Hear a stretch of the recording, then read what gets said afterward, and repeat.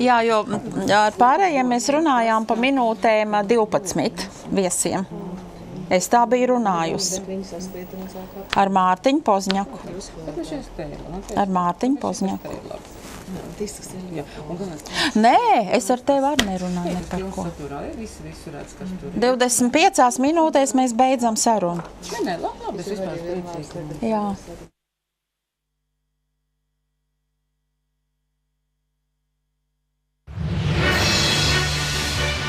Reportāžas no notikuma vietām. Valdība sanāks uz ārkārtas. Saima neatbalsta ierosinājumu valdību. Vai ļaudis nodos spēju? Gan Kurzemes, gan Vidzemes, kā arī Zemgals. Teātris piedāvā uzsvērt mākslinieciskas kvalitātes. Kultūras un izklaides ziņās uzzināsim. Kā pārvar krīzi? Par svarīgāko.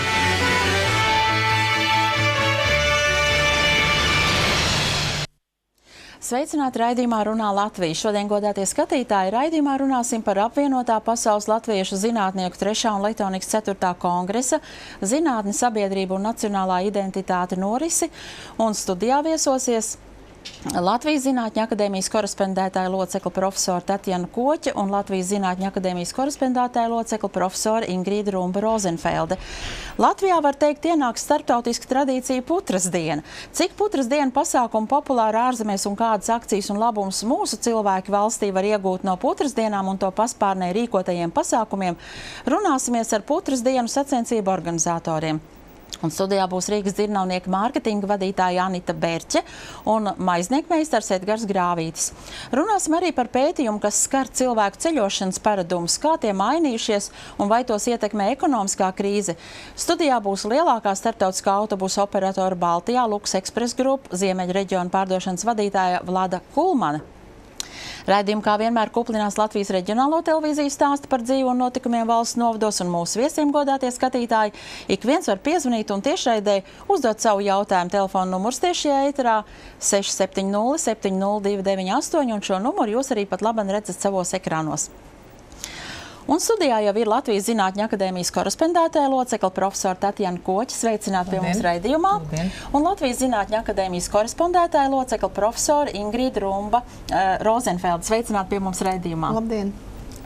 Tātad apvienotais pasaules latviešu zinātnieku kongresa darbu turpina arī šodien, un vakar vienu no, var teikt, lielākajām un plašāk pārstāvētajām sekcijām vadījāt jūs. Varbūt, godātā profesora, pastāstiet, kas tā bija par sekciju, kur bija izpelnījusies tik milzīgu referātu klāstu? Tā bija medicīnas sekcija, kuras devīze šogad bija medicīnas zinātne un Latvijas sabiedrības veselība 21. gadsimtā. Un tajā bija pavisam 91 referāta tēzes nopublicētas, no tām 14 bija mutiskie referāti un 76 bija tā sauktie stenda referāti. Pavisam mūsu sekcija pulcināja 380 dalībniekus, un patiešām interese bija ļoti augsta, un klausītāju auditorijā bija ne tikai nobrieduši pētnieki, bet arī studenti, doktoranti, rezidenti, un tas ir ļoti patīkami, jo arī jaunā paudze aktīvi iesaistās pētījumos.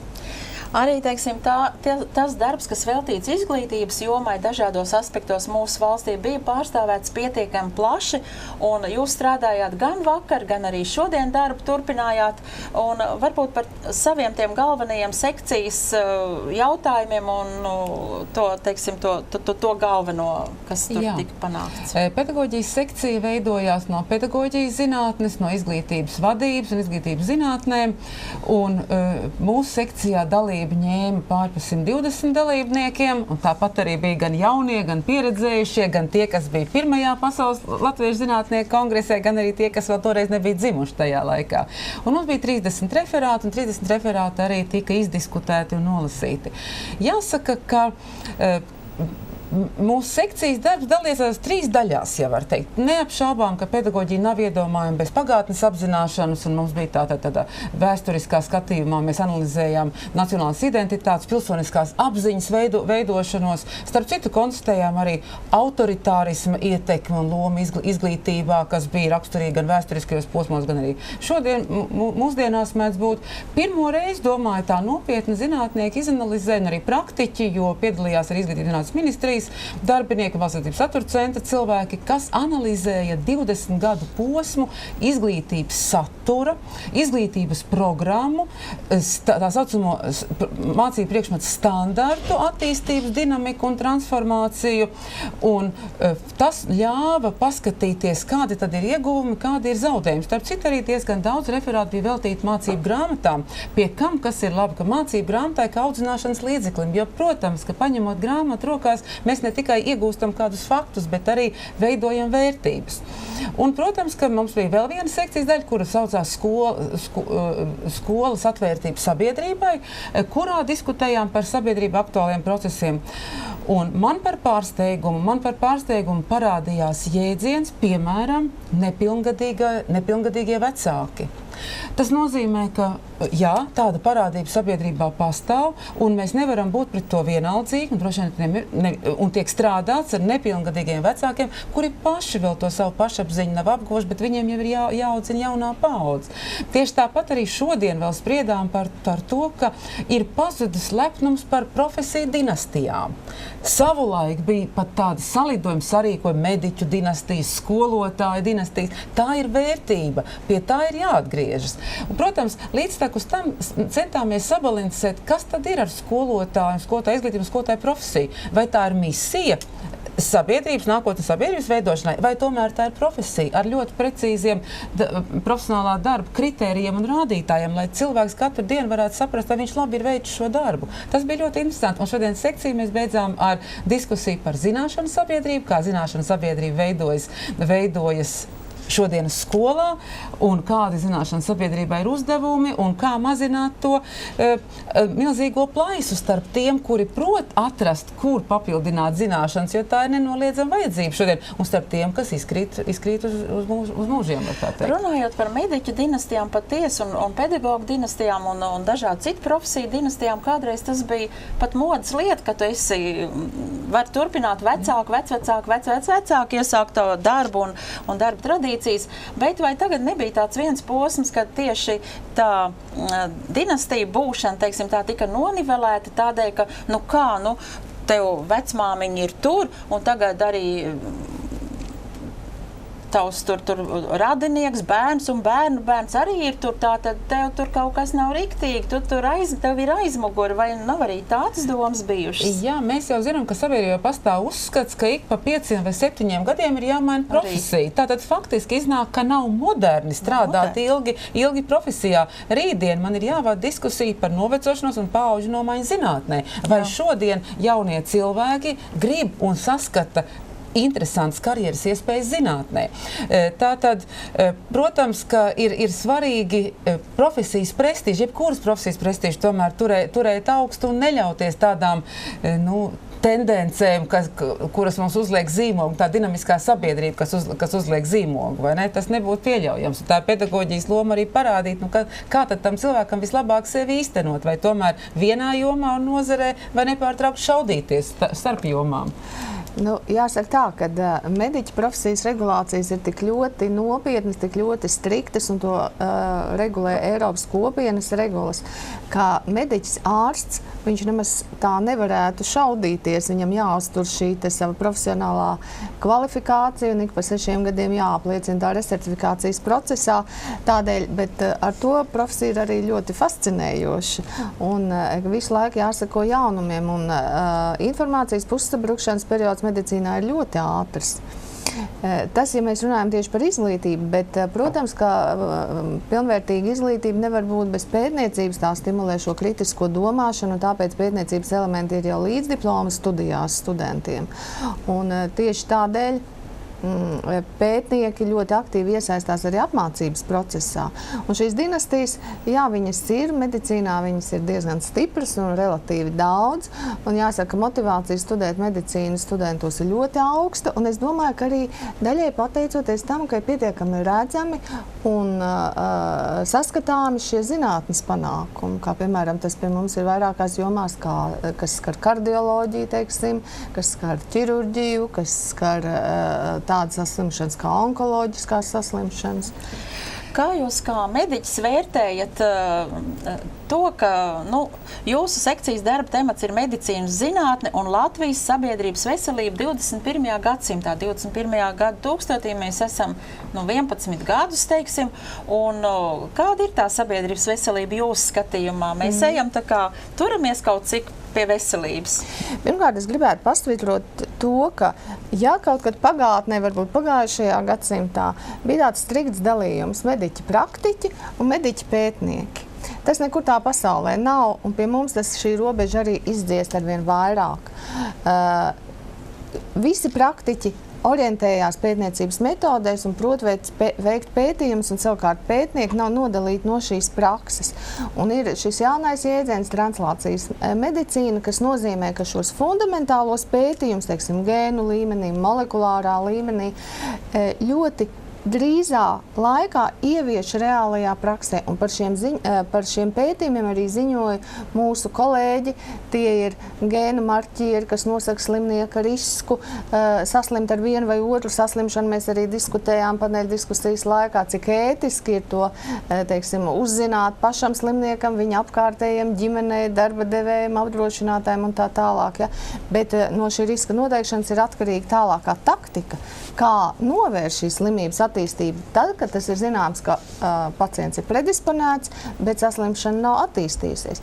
Tādēļ šodien ienāk citas kategorijas medicīnā kopā ar pētniecību, proti tā vairs nav tikai dzīve un nāve, bet tā ir dzīves kvalitāte. Proti tas, lai indivīds ilgstošā laika periodā dzīvotu kvalitatīvu dzīvi, būtu darba spējīgs, un tas vienlaicīgi priekš valsts arī nozīmē ļoti daudz, jo katrai saslimšanai ir tās augtās tiešās un netiešās izmaksas, un tiešās ir varbūt tajā pirmajā brīdī, kas saistās ar izmaksām, kas tieši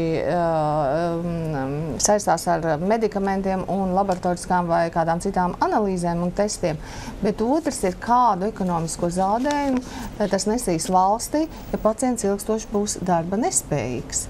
Un no šī viedokļa sabiedrības veselība Latvijā arī iegūst citu skanējumu. Es gribu teikt, ka pētījumi patiešām ir mūsdienīgā līmenī, un to apliecina ne tikai sadarbība un partnerība ar citiem Eiropas vai ASV vai Kanādas pētniekiem, ļoti bieži piedaloties mūsu ārstiem tā sauktos multicentru transnacionālos pētījumos, bet arī pētījumiem, kas tiek organizēti šeit, kooperējoties slimnīcām, universitātēm, biomedicīnas pētījumu centrām, organiskās sintēzes institūtām, citiem institūtiem. Arī šie pētījumi tiek publicēti starptautiski citējumos izdevumos, kas ir šī kvalitātes mēraukla. Un, protams, ka pētījumi ir labā līmenī, mums ir jāsako šo sabiedrības veselību. Ir jau pirmie ārsti, piemēram, saslimstības mirstības mazināšanās no kardioloģiskām slimībām. To lielā mērā veicina arī pacientu izglītošana, kas vispār ir viens no pīlāriem jebkuras saslimšanas apkarošanā. Bet, protams, ka mēs gaidām labus rezultātus arī citās jomās, kas skar Latvijas iedzīvotāju veselību. Es apskatījos programmā, un jūs arī līdzdarbojāties tāda referāta sagatavošanā, tāda ziņojuma sagatavošanā, kā bērnu mirstība Latvijā un to ietekmējošie faktori. Vai varam teikt, ka 21. gadsimtā bērnu mirstība ir tik ļoti aktuāla lieta?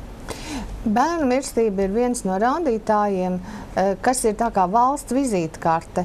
Ja to pasaka, tas ir viens skaitlis, ļoti ietilpīgs. Zinātājs momentā var novērtēt ļoti daudz ko par šo valsti, par tās labklājību, par tās veselības aprūpes organizāciju, par tās ekonomiku. Un, diemžēl, Latvija, kā jau tika minēts arī kongresa atklāšanā, vairākās pozīcijās Eiropā aizņem, diemžēl, šīs bēdīgās pēdējās vietas, un kā viens no šiem rādītājiem ir arī bērnu mirstība.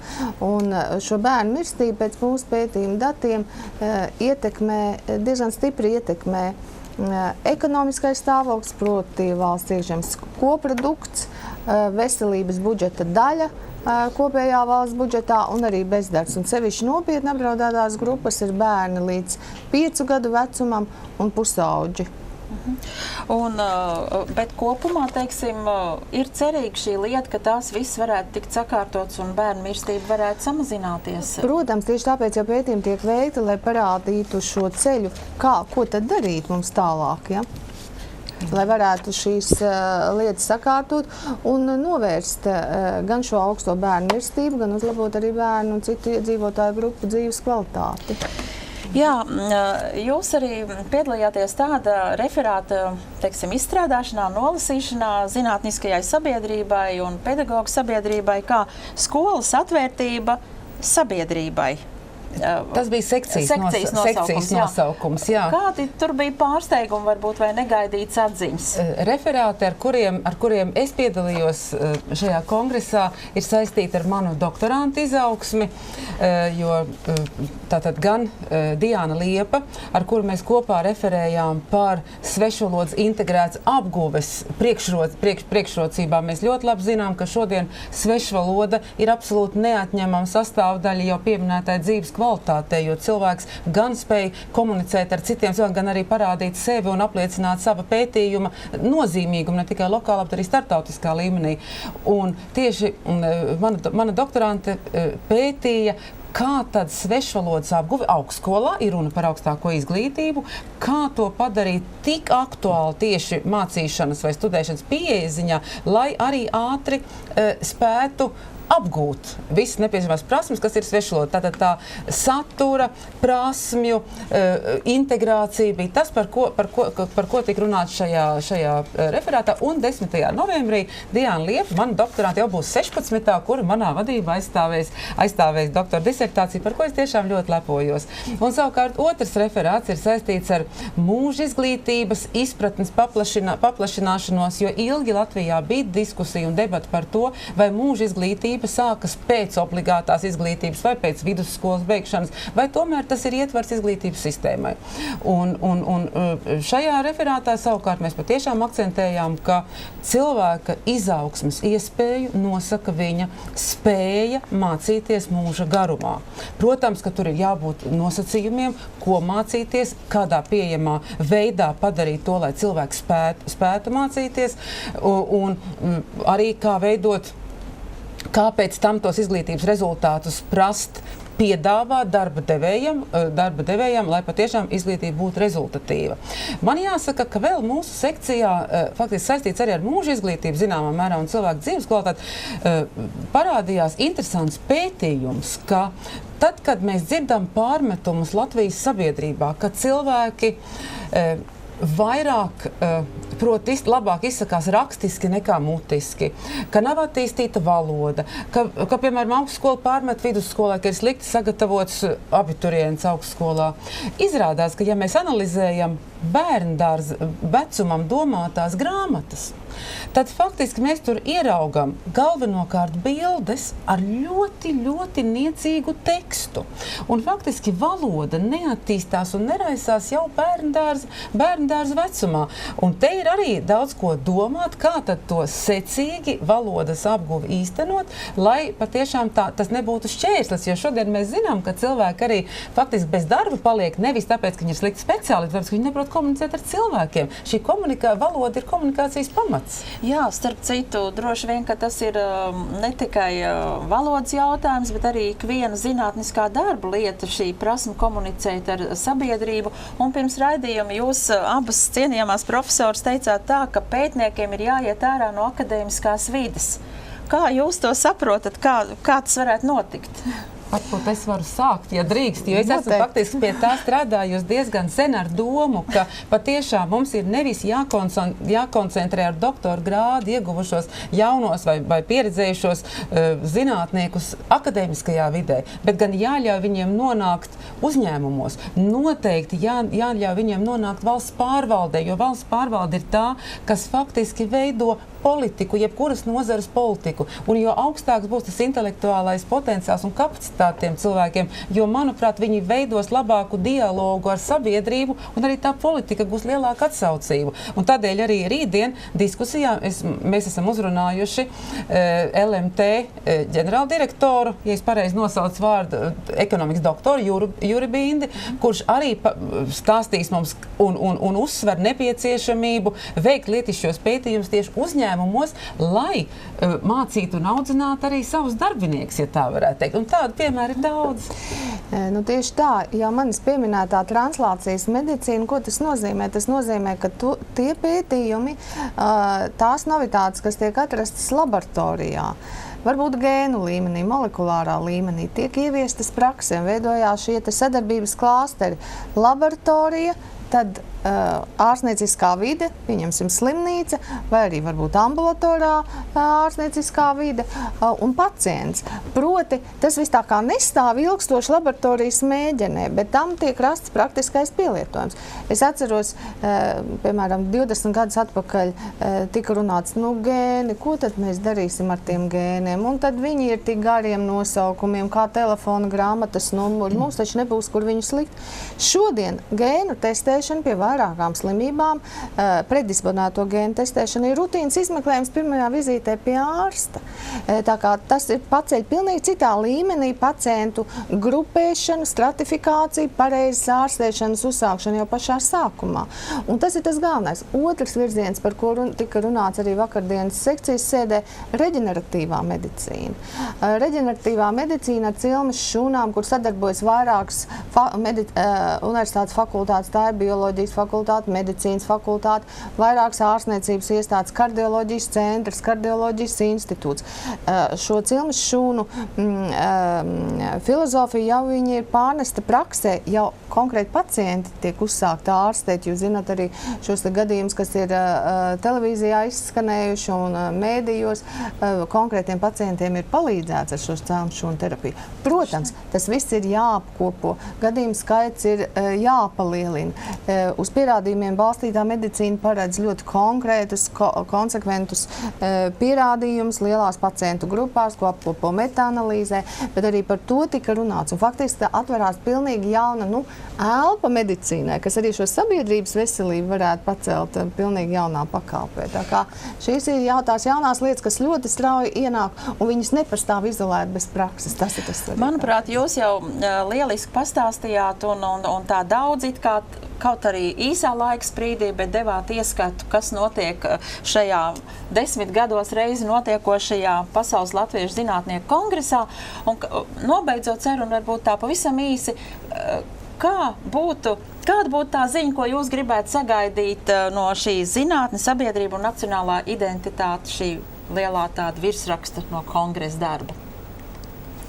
Katrā ziņā tā ziņa ir tā, ka Latvijas medicīnas zinātnieki tiešām ieņem savu nopietnu vietu pasaules telpā, bet, protams, un šī zinātne ir vērsta uz Latvijas veselības aprūpes reālajām, aktuālajām vajadzībām, tām slimībām, kas patiešām Latvijā ir izplatīts un no kā ir liela mirstība, teiksim, darba spēka zudums. Bet ir ļoti svarīgi, lai šī nacionālā zinātnes identitāte saglabātos visās jomās. Ļoti svarīgs tomēr šis finansējums, jo pētnieks ir radoša personība. Viņam ir jāvēlta savs laiks tieši radošajai darbībai un varbūt mazāk jārūpējas par finansējumu. Es savukārt gribētu teikt, ka, manuprāt, kongresa svarīgākais uzdevums, un mums viņš nav jāgaida ne no viena, mums pašiem tas ir jāīsteno un jāpiln, tas ir, lai sabiedrība saskatītu vērtību zinātnē, zinātniskajos rezultātos, atbalstītu šo vērtību un arī saprastu, ka faktiski Latvijas attīstība saistās ar izglītību un zinātni. Tas, manuprāt, ir tas būtiskākais. Un, protams, manuprāt, mēs ļoti labi spējam pozicionēt sevi jau Latvijas zinātnieki, kā pasaules zinātnieku piederīga daļa. Jo pirmajā kongresā, es ļoti labi atceros, biju klāt, mēs kāri tvērām tos rietumu zinātnieku atziņas. Šodien esam līdzvērtīgi. Lieliski to dzirdēt un jāvēl jums sekmes un izturība arī rītdienas kongresa darbā, jo rīt jums jāsniedz secinājumu kongresam, tā kā zināmā mērā jāatskaitās un jāpieņem varbūt svarīgi turpmākie lēmumi. Paldies jums sirsnīgs par atnākšanu, paldies par interviju. Bet raidījumā tālāk mēs skatāmies stāstu par dabas zinātņu mācīšanu Jaunogras vidusskolā. Stāstu Ogres televīzija plašāk.